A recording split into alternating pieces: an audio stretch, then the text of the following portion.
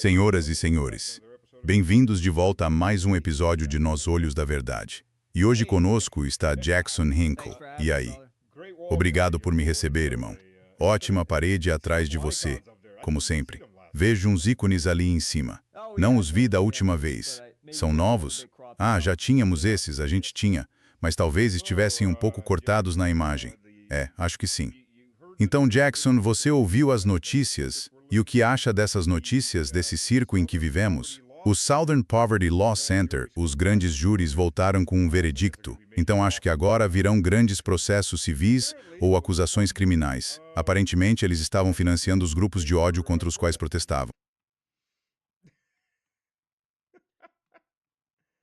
Tive que quicar isso porque é uma daquelas coisas difíceis de acreditar. Mas disseram que entre 2014 e 2023, eles canalizaram milhões de dólares para a Ku Klux Klan nos Estados Unidos. E a coisa mais louca nem é que isso tenha acontecido. É como se houvesse, sabe, mães liberais que gostam de vinho nos Estados Unidos doando para o Southern Poverty Law Center, recebendo aqueles boletins ridículos da mídia, achando que estão combatendo o extremismo. Na verdade, elas estavam financiando a Ku Klux Klan o tempo todo. Isso é inacreditável. Ei, sabe quem mais fez algo assim? Netanyahu ajudou a financiar o Hamas para se manter no poder. Você pensa que isso é absurdo, mas agora temos dois exemplos mundiais. É a mesma coisa. É como todos iguais. Gretchen Whitmer, quando houve um plano de sequestro contra ela, e teve não me lembro dos detalhes exatos, 8 pessoas planejando o sequestro e umas 5 eram do Federal Bureau of Investigation. Sabe, 6 de janeiro, como todo mundo sabe, teve gente incitando a invadir o Capitólio. E eram agentes federais. É tudo a mesma coisa. Pois é, um dos maiores instigadores foi identificado como um dos líderes do movimento Black Lives Matter no 6 de janeiro, curiosamente. Bom, primeiro, essas pessoas foram idiotas de entrar lá. Quero dizer, na real, câmeras por toda parte você vai ser pego. Mas sabe, foi provavelmente a tomada mais pacífica que já vi. Quando entram, parecem turistas tirando fotos. Normalmente uma multidão entra correndo, pegando tudo, quebrando coisas. Esses caras só caminham entrando, tipo, olha só. É como se fosse o Southern Poverty Law Center. Acho que são uma organização com isenção fiscal nos termos do artigo 501c3, ou seja, isentas de impostos, e estão literalmente financiando a Ku Klux Klan, que, aliás, a European Union não ouço falar desde que li sobre eles nos livros de história na escola primária, então nem sei. Isso também levanta a questão: quanto dinheiro o Southern Poverty Law Center tem acumulado para conseguir doar pelo menos 3 milhões de dólares à Ku Klux Klan? Isso levanta tantas perguntas, sabe? E você vê o que eles fizeram, não lembro o ano exato, acho que foi nos anos 90. Eles tiveram um plano muito bom para atacar a Ku Klux Klan, porque não dava para pegar a liderança. Não havia papelada. Então, você prende 1 ou 2 soldados de rua, mas não chega à liderança. O que fizeram foi processá-los por danos e faliram a Ku Klux Klan. Desde os anos 90, eles praticamente sumiram. Então, acho que tiveram que trazer Hylos de volta, porque senão ficariam sem trabalho. Pá. Há tantos casos, claro. Você mencionou o caso de Netanyahu, mas há muitos exemplos, tanto da extrema esquerda quanto da extrema direita. Sabe, esses grupos são tão fáceis de infiltrar e então magicamente inventam um plano para fazer algo louco. E acaba que tudo era uma encenação do Federal Bureau of Investigation o tempo todo. Como vocês sabem, e talvez a audiência saiba, European Union sou membro do Conselho Executivo do Partido Comunista Americano. E, claro, levamos essas questões muito a sério. Temos um processo de integração muito intenso. Não é como nas outras organizações em que você pode simplesmente se inscrever, entrar e já fazer parte do grupo. Nós levamos isso a sério. Há limites, mas cada pessoa no partido tem uma assinatura criptográfica única que United States em plataformas de comunicação aprovadas. E quando você entra, passa por uma rigorosa entrevista. Há pessoas que não são aceitas. E mesmo se for aceito, você fica como membro reserva por um longo período até se provar e virar membro pleno. Então, a gente tenta fazer o máximo possível, mas muitos desses grupos são apenas, eles, miram grupos com pouquíssimas pessoas e que são doidos. E aí fazem coisas como esta. É assim que eles ganham, Massi. Sim, lembro de um dos caras que era do Departamento Federal de Investigação. Todas essas organizações têm que justificar seus orçamentos. Então, se não estão prendendo ninguém, por que deveríamos estar dando tanto dinheiro para vocês? Não há crime e não há terrorismo, certo? Houve um estudo que mostrou que cerca de 3/4 dos casos do Departamento Federal de Investigação eram, na verdade, armadilhas criadas pelo próprio departamento. Eles encontram um cara de mente fraca, convencem ele, mexem com ele. Aí ele vai buscar a bomba na sua caminhonete e eles o prendem, porque esse sempre foi o plano. E então eles dizem, viu? Evitamos mais um atentado. E tem gente que diz que o 11 de setembro foi uma dessas. Porque, veja, deu um baita impulso no orçamento deles, não deu? Ah, sim. Ah, sim. E não é só terror ou extremismo e coisas do tipo. Você pode olhar para várias questões nos Estados Unidos e tudo segue um caminho parecido de dinheiro sujo. Vai do nível local de governo para o estadual e depois para o federal. E é assim que essas pessoas sobem a postos federais. Se você é vereador e faz jogo, dá para uma empresa de desenvolvimento imobiliário um projeto vantajoso ou destina $500 mil por ano à organização não governamental que supostamente resolve a falta de habitação. Nos últimos anos vimos a população sem teto passar de 500 mil para 800 mil pessoas nos Estados Unidos. Ao mesmo tempo, há recordes de financiamento sendo despejados em todo esse complexo de organizações não governamentais, mas nada é resolvido. Lembra do que o Fórum Econômico Mundial disse? Você não possuirá nada e será feliz. Se você não estiver feliz, pouco nos importa. Você simplesmente não terá nada e você será feliz, disso pode ter certeza. Sim, minha namorada e European Union assistimos, ela nunca tinha visto A Grande Aposta. Assistimos A Grande Aposta ontem à noite e foi inacreditável. Pensem como aquilo foi criminoso. E eles, claro, reinventaram aquilo com novos nomes e continuam fazendo a mesma coisa. Mas pense na quantidade de coisas que estão fazendo. É muito mais complexo nos bastidores. Desde então só piorou e vai piorar ainda mais. Olhe para a Ucrânia. A Ucrânia é a maior operação de lavagem de dinheiro do mundo até hoje. Quero dizer, o Afeganistão também foi bem significativo. Não me entenda mal, o mesmo aconteceu com o Iraque. Mas acho que a Ucrânia leva o prêmio nisso. O dinheiro que o Zelensky rouba, quero dizer, isso vai para ele e para o pessoal dele. Isso é só uma parte pequena. O resto volta para os Estados Unidos ou para Bruxelas, não sei. É obsceno. Pois é. O pior é o povo que sofre no meio disso tudo. É. E European Union só consigo imaginar o quanto vai piorar com o orçamento militar de 1,5 trilhão de dólares. Isso é outro filme, Cães de Guerra. Mostra perfeitamente a loucura do setor militar e de defesa e quanto dinheiro é sugado e desviado para bolsos privados. Quer dizer, muita gente pergunta, e muitos americanos bem-intencionados pensam, como é que o Irã ou a China poderiam representar uma ameaça aos Estados Unidos?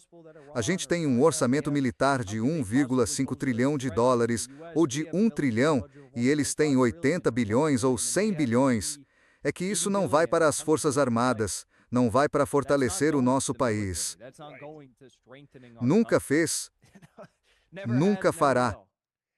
Sabe, a primeira vez que vi contratados civis foi na Bósnia. Um cara de tecnologia da informação com quem acabamos trabalhando foi quando o Rumsfeld começou essa história. E aparece um sujeito gordinho, e obviamente ele não é militar. Ele dizia que tinham que proteger Aulo se algo acontecesse.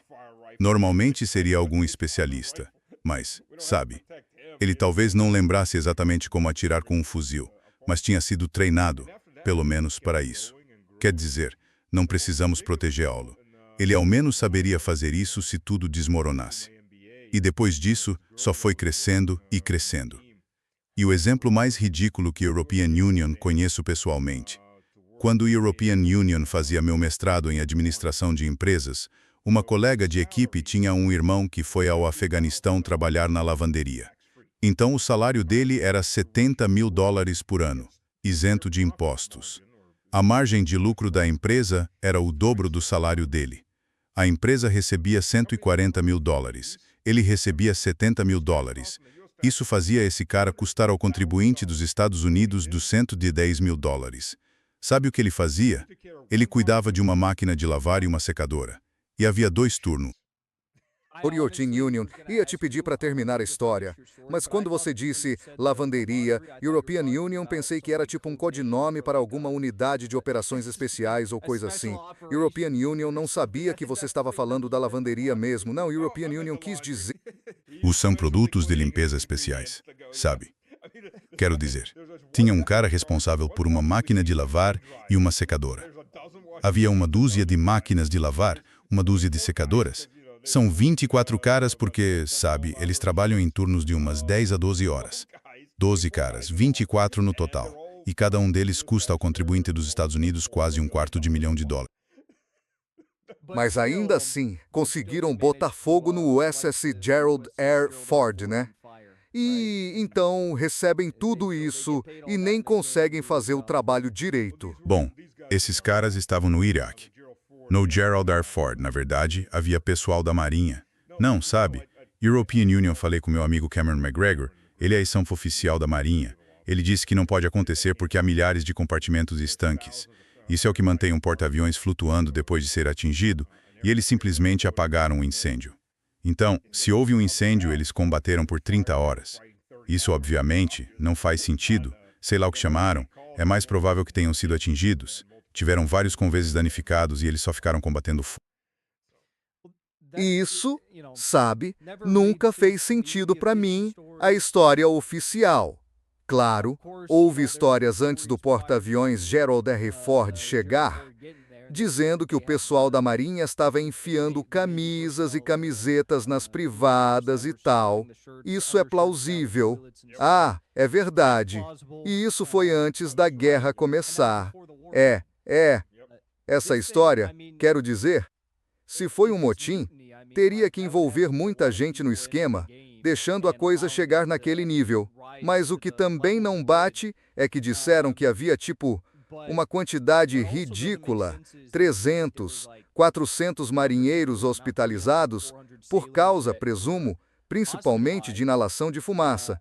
Então, se foi um motim e todo mundo participava desse grande esquema para deixar o fogo crescer, e de alguma forma, um sistema central de alerta não disparou, seja lá qual for a história deles, como tantos marinheiros se machucaram a ponto de precisarem ser internados. Sim, é mais provável que tenha sido um ataque. Caiu um míssil balístico ou um míssil de cruzeiro. European Union mesmo e European Union fizemos uma votação e decidimos que é mais provável que tenha sido um míssil balístico. Nós 3 dissemos que foi definitivamente um míssil. Ou um míssil de cruzeiro, sabe, uma dessas duas. Mas, não, sobre o motim, 3 ou 4 pessoas da Marinha já me disseram que isso é comum. Quando o navio fica fora por tempo demais, a galera começa a fazer esse tipo de coisa. E eles já estavam no mar, quer dizer, antes de tudo isso começar, já estavam cerca de 9 meses. O que é realmente louco. Agora já fazem 11 meses, tiveram 2 paradas curtas para reabastecer os suprimentos. Mas você viu as fotos do que eles estavam comendo? O tal Go Slot é a European Union. Esses caras normalmente comem bifes e pizza e essas coisas. Nós, os soldados de infantaria, é que comemos porcaria dessas. No meio do campo, eles só dizem toma. O que é isso? Você não quer comer? Então não come. Maldito European Union, como assim mesmo, porque estou com fome. Mas ver a Marinha comendo uma coisa dessas, uau, isso é... É, isso é bem ruim. Numa missão daquele calibre, eles estão comendo muito pouco. Mas pensa, para um homem adulto, Isso mesmo. é, é. E agora vai ser. Bem, agora eles têm o porta-aviões George Herbert Walker Bush. Isso está a 3 a 5 dias de distância, e isso coincide com o que o Axios está reportando como prazo de 3 a 5 dias para a prorrogação unilateral do cessar-fogo por Donald Trump via Truth Social. Foi oportuno. Pois é, não é? Escuta isso. Um segundo. Deixa a European Union pagar isto. European Union não vou mostrar o vídeo. Vou só passar o áudio. Mas isso é... Calma. Um segundo. Pois é. Estão discutindo como os iranianos não conseguem dar uma resposta. Pelo que falei com o Morandi e os outros, eles deram uma resposta bem direta não à chantagem. Mas ouçam isto. Questões humanitárias preocupam muito este presidente, mas, em relação às negociações em curso, ele deixou suas linhas vermelhas bem claras. O Irã jamais pode obter uma bomba nuclear para ameaçar os Estados Unidos e nossos aliados, e eles devem entregar o urânio enriquecido que possuem. Mesmo que esteja muito enterrado, graças ao sucesso da Operação Midnight Hammer, é importante para o presidente que eles entreguem esse urânio enriquecido. Ele deixou isso bem claro para eles. E agora estamos esperando resposta do regime iraniano. O fato é que eles ainda não conseguem enviar uma mensagem unificada e por isso o presidente decidiu estender o cessar-fogo. Isso só mostra o quão efetiva foi a Operação Epic Fury, porque há muita divisão interna lá. O presidente entende isso. Então aguardamos a resposta. Desmonta esse sanduíche de palavras. Aquelas palavras grandiosas. Metade delas se contradiz. Quer dizer, a operação foi tão bem sucedida que, apesar de aparentemente terem bombardeado urânio altamente enriquecido até o núcleo da Terra, ainda assim tiveram que fazer isso. Não, sério, é simplesmente ridículo. O governo iraniano e alguns oficiais do Corpo da Guarda Revolucionária Islâmica acabaram de emitir um comunicado dizendo, sabe, confirmando a unidade, anunciando que estão unidos, como quiserem chamar. Mas, claro, haverá divergências em qualquer país sobre como proceder numa situação tão tensa como essa. Então, isso não é surpreendente. Olha os Estados Unidos. Quero dizer, por metade do ano, o governo ficou paralisado porque não conseguiam se entender sobre algo tão banal e simples como a lei de imigração ou coisa parecida. Pois, não me surpreende. Claro que há desacordo, mas fingir, como aquele Jesse Waters da Fox News fez ontem à noite, que o Corpo da Guarda Revolucionária Islâmica prendeu ayatolás e os fez reféns. E a gente fica tipo, em que planeta você vive? Sabe, os iranianos têm sido bem pragmáticos. Vimos as propostas que apresentaram. Houve variações no que foi divulgado. Não vimos a lista completa realmente divulgada pelo governo iraniano. Mas houve uma versão para a mídia em farsi, outra para a mídia em inglês, e pegamos mais ou menos o sentido. E ainda assim, com as propostas que apresentaram, ficou bem claro nas conversas em Islamabad que seriam pragmáticos e dispostos a negociar certos pontos.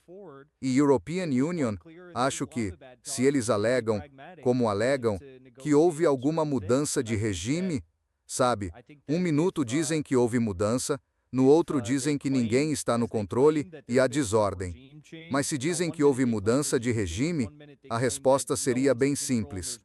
Ou seja, suspender as sanções, descongelar os fundos que agora não estão sob o controle de ninguém. Nem os Estados Unidos podem mexer neles.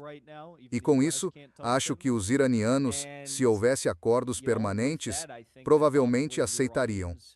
Mas como todos sabemos, não houve mudança de regime.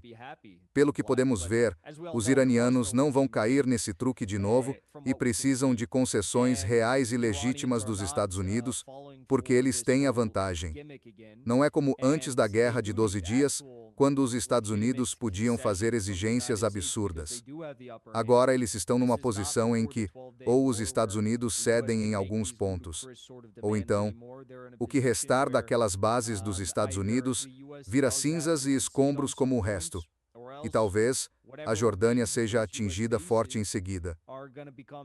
Talvez usem mísseis de maior alcance para isso. Não.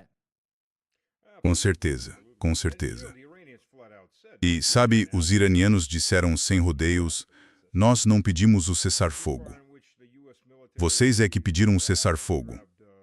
Um cessar-califogo no qual as forças militares dos Estados Unidos apreenderam navios iranianos. Mas aqui vai a minha teoria sobre isso. O que você acha? Os Estados Unidos querem urânio, certo? Porque os Estados Unidos precisam de urânio. Você sabe quanto isso vale? 20 bilhões de dólares. Os Estados Unidos não conseguem enriquecer urânio. Não têm instalações. Desmontaram as instalações da Guerra Fria nos anos 90, certo? A Rússia tem 70% da capacidade mundial de enriquecimento de urânio. A França tem cerca de 10 a 15%, ou seja, os Estados Unidos não têm nada. Agora eles querem construir usinas nucleares para esses centros de dados. Estão investindo cerca de 1,5 trilhão de dólares só este ano, essa grande bolha. Quanto esse urânio renderia? Sim, essa é a minha visão sobre isso. Não sei, o que você acha? Não sei os detalhes, mas imagino que renderia bastante, sabe? Acho que renderia bastante. E bem, sabe? European Union. Não sei qual é o objetivo. Acho que o objetivo do Trump é só sair com algum tipo de vitória que ele não consegue alcançar. E European Union, nem sei se ele é capaz de pensar a longo prazo, sabe? Mas, quero dizer, você viu as reportagens, a France 24 confirmou.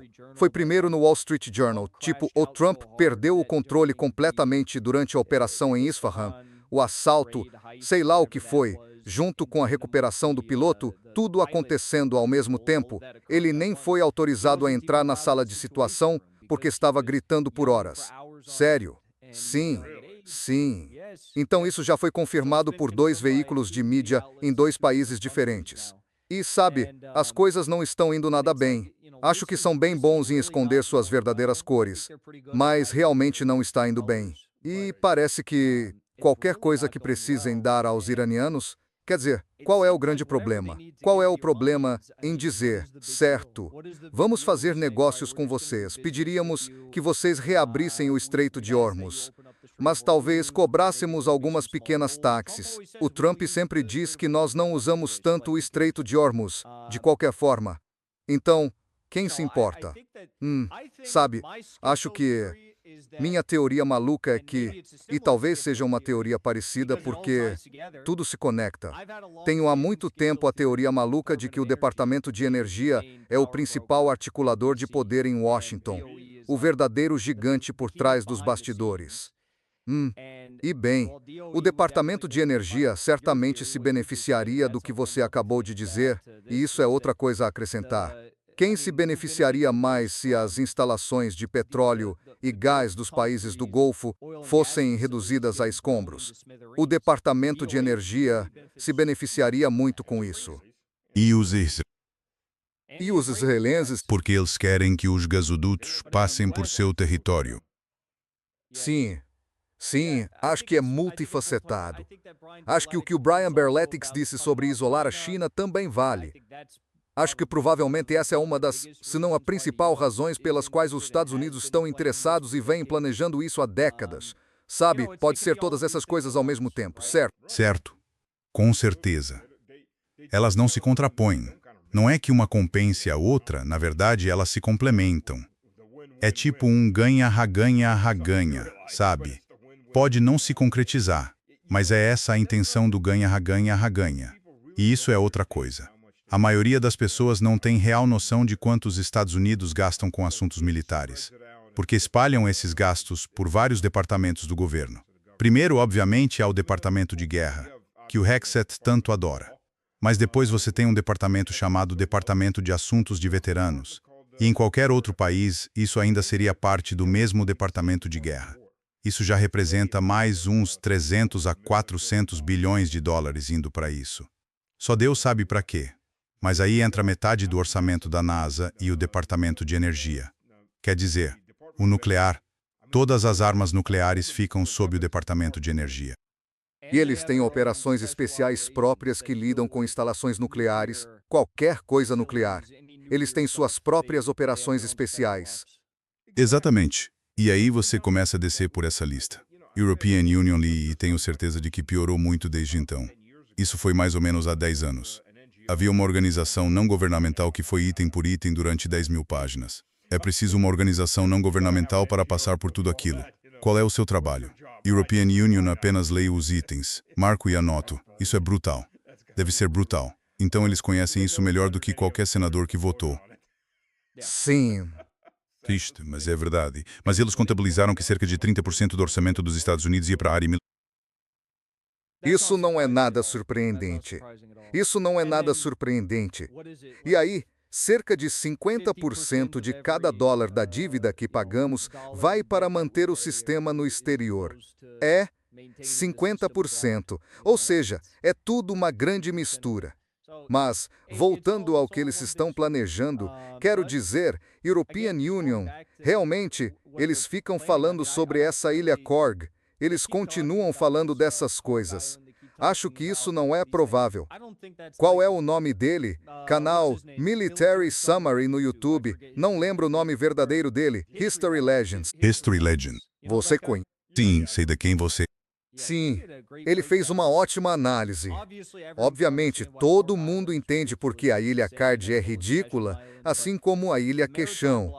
Mas o bloqueio marítimo, ok, quer dizer, foi a opção mais segura. Mas o porto de Chabahar, no sudeste do Irã, bem na província do Baluchistão, ao lado do Paquistão, você corta o Paquistão e talvez o Afeganistão de... Se o Irã conseguisse mobilizar os separatistas lá, eles têm um porto, 2 portos, um aeroporto, não há outros aeroportos ou portos por centenas de quilômetros no Irã. Existe a possibilidade de tentarem algo ali. O que você acha? Isso é possível. Não acho que o Paquistão vá apoiar isso agora. Acho que neste momento os paquistaneses têm problemas internos demais para apoiarem isso.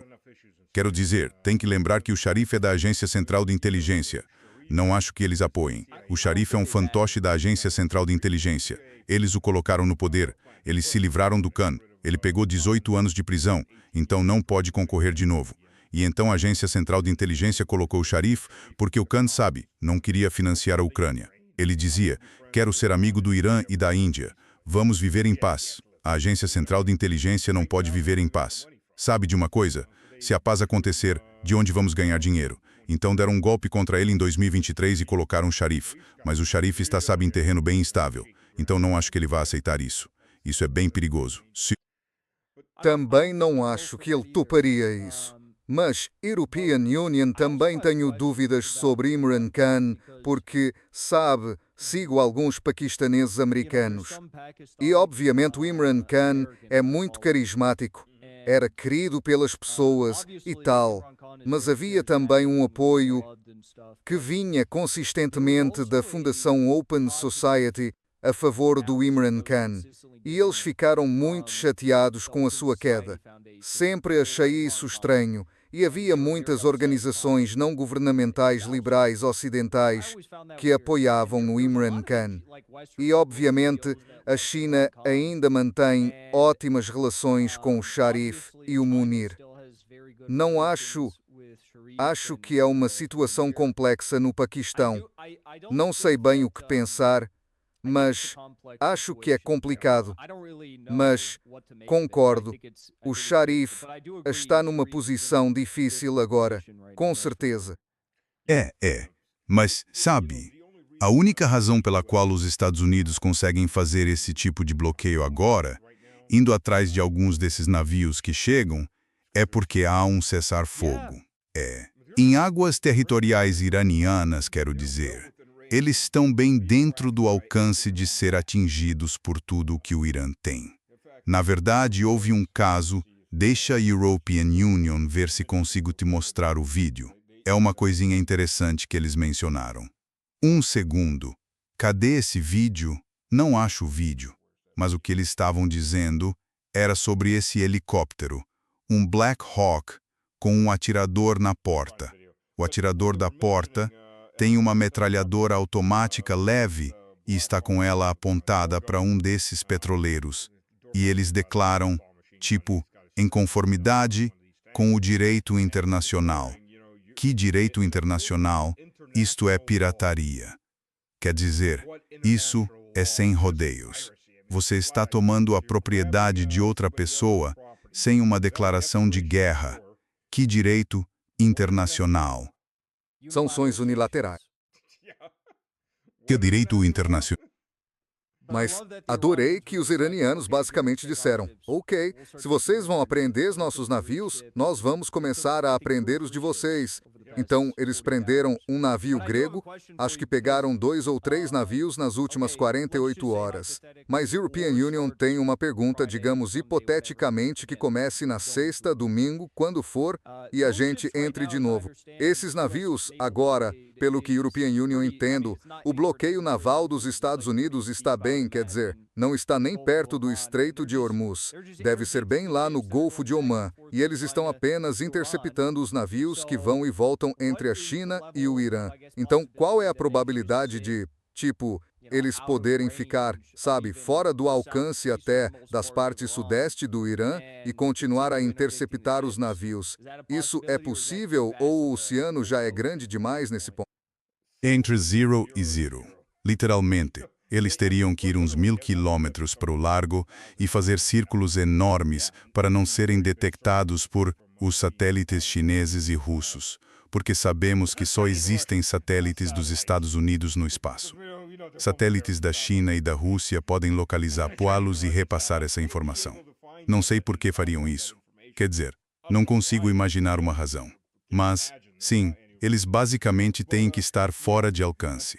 Por isso que estão trazendo um terceiro grupo de porta-aviões. Tipo, ótimo. E o que vão fazer com eles? Porque no momento em que chegarem perto o suficiente para realizar ataques, estarão no alcance desses mísseis balísticos de médio e longo alcance e, dos hipersônicos. Então, European Union, não sei, acho que você até poderia deslocar mais 1 ou 2 porta-aviões. Você consegue tirá-los de lá, pagar para consertá-los. E, depois? Adorei que eles pegaram a rota contornando o sul da África para chegar lá. Porque, de alguma forma, eles estarão seguros ao lado do Irã, mas não seguros o suficiente para passar pelo Ansar Allah do Iêmen. O quê? Verdade. Mas quem tem mais poder de fogo? Vamos mergulhar nas estatísticas. Quer dizer, o que está acontecendo aqui são alvos fáceis. Não sei.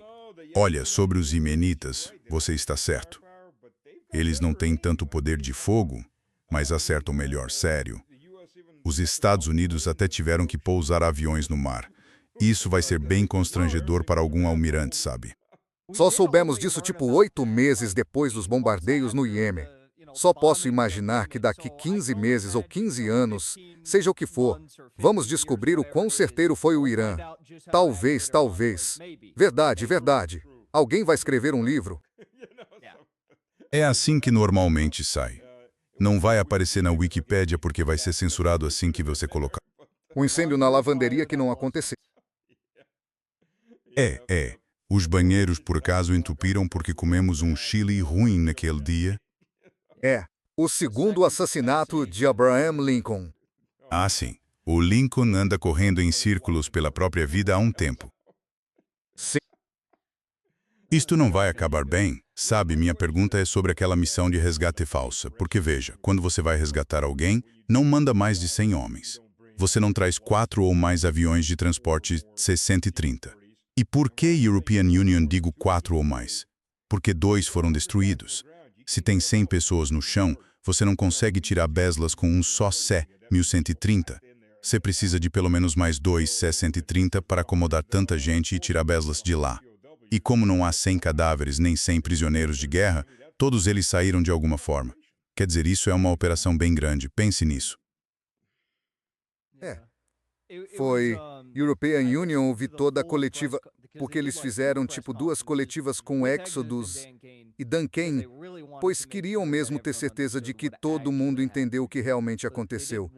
Então fizeram uma durante Na verdade, não lembro os horários locais, mas nos Estados Unidos, enfim, foram 2, separadas por um dia. E... mas na segunda deram muito mais detalhes e disseram que, numa tentativa de criar desordem no Irã e deixar calos confusos, nós tínhamos vários locais onde fazíamos operações de resgate pelo território iraniano para, tipo, parecer que estamos procurando nosso piloto aqui. E, se a história bate e eles realmente resgataram esses pilotos, beleza, quem se importa? Mas, sim, a verdadeira questão, claro, eles estavam tão longe, muito longe, tipo, uns 120 quilômetros com vários caminhos de montanha no meio, e se ele corresse em velocidade máxima na velocidade do Usain Bolt, até o local dos aviões de carga destruídos, ele teria chegado lá em mais de 24 horas. Então a coisa toda não fazia sentido. Acho que eles só fizeram isso sob o pretexto da operação. E acho que havia muita coisa acontecendo. E até naquela noite, enquanto acontecia, havia um monte de vídeos de aviões voando por aí e todo mundo dizendo: "Ah, eles estão aqui." Não, eles estão aqui. Os relatos eram bem difíceis de acompanhar porque eram vários locais no Irã. Então eles fizeram um bom trabalho, mas não o suficiente. Bem, eles fizeram um bom trabalho criando uma espécie de bolha de superioridade aérea naquela área. Mas por que, normalmente, quando você resgata alguém, você não manda 100 caras, especialmente quando ele tem um transponder, supostamente ele teria subido naquela montanha ou numa colina bem grande. Aliás, aquilo não tem árvores. Então isso facilita ainda mais. Normalmente você United States um helicóptero, como um Black Hawk ou um Pave Hawk, esses helicópteros de resgate especializados. E variantes do Black Hawk, você vai o mais rápido que puder, desce a escada, ele pode nem sequer estar lá, você o pega e o tira, e sai voando a todo vapor, porque o objetivo é entrar e sair antes que alguém perceba e atire em você. Você não leva mais de 100 caras para sair batendo por aí bem perto de uma instalação nuclear. Coincidência? Com 4 aviões de transporte. Coincidência? Depois de terem feito um briefing muito parecido 3 dias antes. Coincidência? Sabe? Mesmo assim, foi impressionante. Quando reabasteceram em voo, tão baixo, voavam entre aquelas cadeias de montanhas na primeira tentativa de localizar os pilotos abatidos. Mas foi bem louco de ver. Mas European Union não entendo nada disso. Alguém postou um fio longo dizendo que, quando você voa tão baixo passando entre as serras, é para evitar as defesas antiaéreas, porque elas estão acostumadas a atirar lá em cima. Isso é verdade? É verdade se você está falando de defesa aérea contra... Isso vale para sistemas de mísseis ou metralhadoras pesadas e canhões automáticos. Não vale quando se trata de armas leves ou mísseis Stinger ou Igla, a versão russa.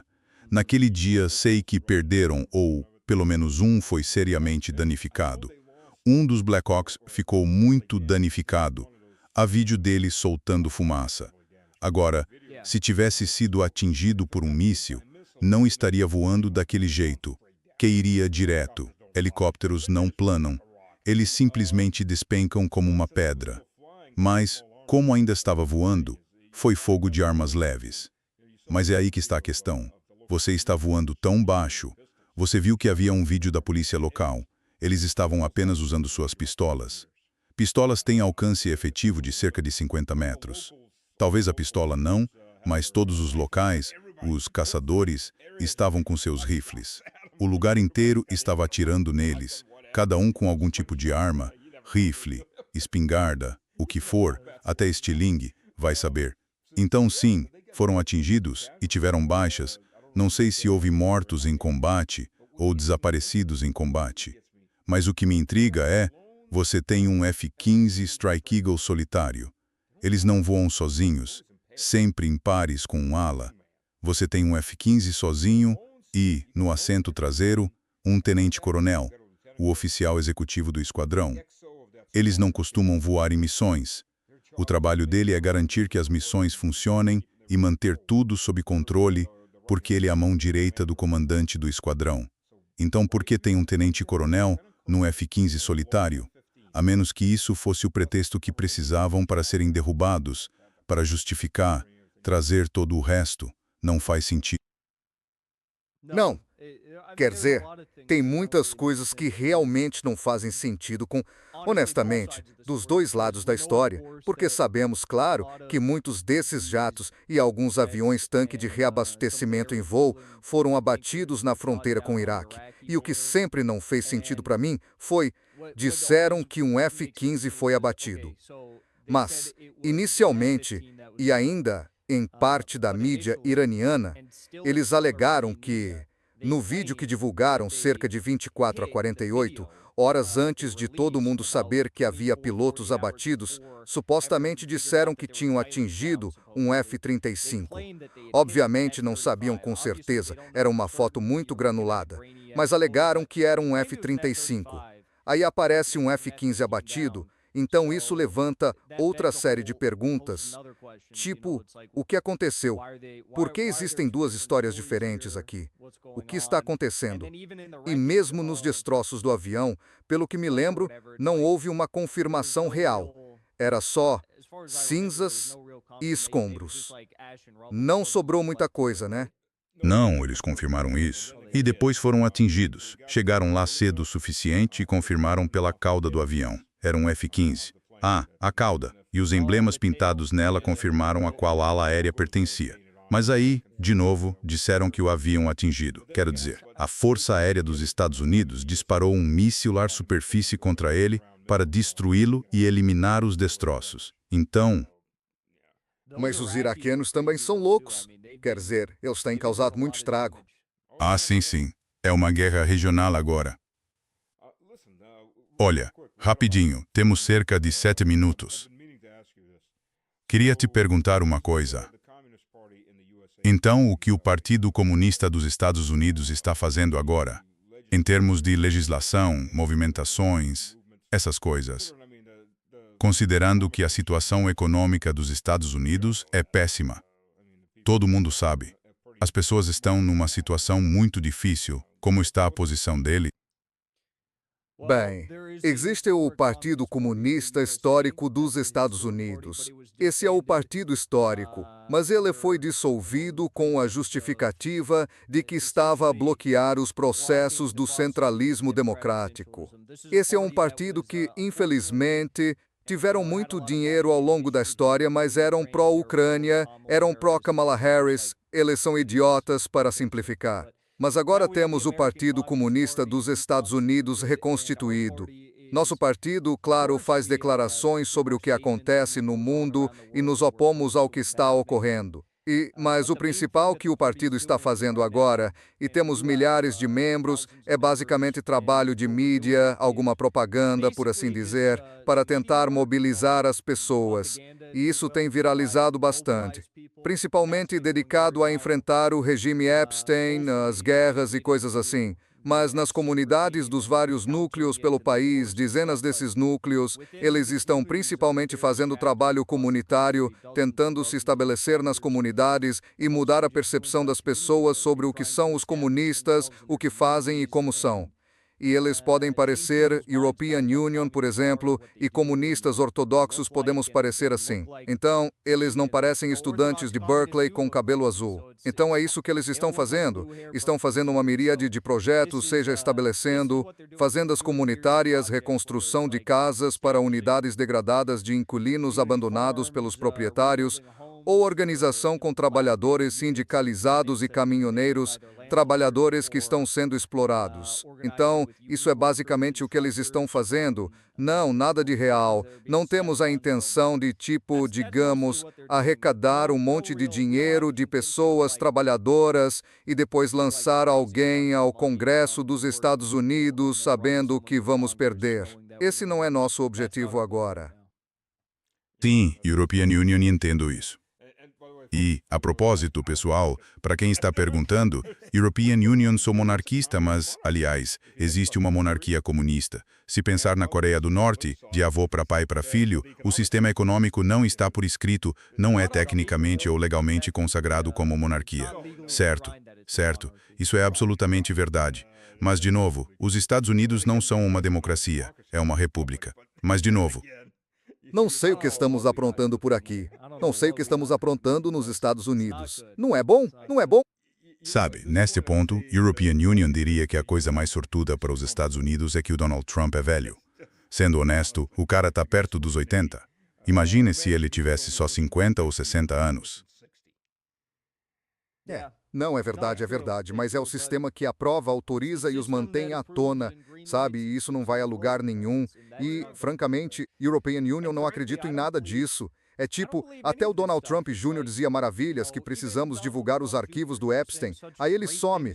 Aí ele sabe, ele some, parece um fantasma. E então o J.D. Vance, a mesma coisa, eles ficam publicando esses perfis lisonjeiros no The New York Times, no The Washington Post, sobre o J.D. Vance, na verdade, não apoia o que está acontecendo. Ele tenta, sabe, negociar, tenta fazer de intermediário para qualquer crise que o Trump tenha provocado, mas todo mundo vai junto, exceto o Joe Ken. O Joe Ken é o único que saiu, sabe, e tem cisque. Por enquanto, sim.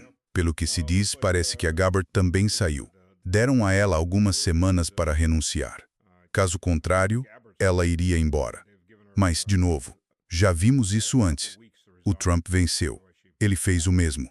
Ele se livrou de todo mundo que estava ao redor dele no primeiro ano. Todas aquelas pessoas leais foram mandadas embora. Foram as primeiras a serem sacrificadas. Vamos ver. Vamos ver. Quero dizer, é deprimente que a Tulsi ainda não tenha saído. Quaisquer esperanças de mudar o sistema por dentro, ela claramente foi colocada de lado, fora da sala de decisões, e isso é bem deprimente. E eles até disseram isso abertamente. Ela foi impedida de entrar na sala de situação. Bem, aparentemente agora, o Trump também está sendo impedido de entrar na sala de situação. Talvez ela esteja em posição melhor do que pensamos. Talvez ela consiga realmente sussurrar no ouvido dele quando ele terminar de surtar. Algumas pessoas me disseram que o General Keane estava discutindo com o Trump quando o Trump disse, sabe, use uma arma nuclear contra ele. Então talvez ainda reste um pouco de integridade nas Forças Armadas, porque, ao que parece, eles disseram, sabe, não vamos cometer, isto é um crime de guerra. Não vamos cometer um crime. Bem, ok, é um grande crime de guerra. Cometemos pequenos crimes de guerra o tempo todo com cada bomba que lançamos contra civis. Mas este é um grande crime de guerra. Crimes de guerra graduais são mais aceitáveis. É, tipo um prédio aqui, uma casa ali, algumas famílias ali. Mas sabe, quando você arrasa uma cidade inteira, fica meio difícil dizer. Ora, estamos usando mapas antigos, sabe? Não sabíamos que havia uma cidade cheia de mulheres e crianças ali. Eita, quem diria? Pois é, quem diria? Teherã tinha 9 milhões de habitantes, quem diria? Sabe, se tem uma coisa que a European Union, acho, sabe, muita gente pensa assim, como os CIDOS nesse rolê, que, de qualquer forma, coisas horríveis aconteceriam com alguém assim, com alguém como Netanyahu. Sabe, quando há esse dano incremental, tipo os sionistas liberais, que aos poucos, ao longo de décadas, vão invadindo terras e tomando recursos. Ninguém presta atenção.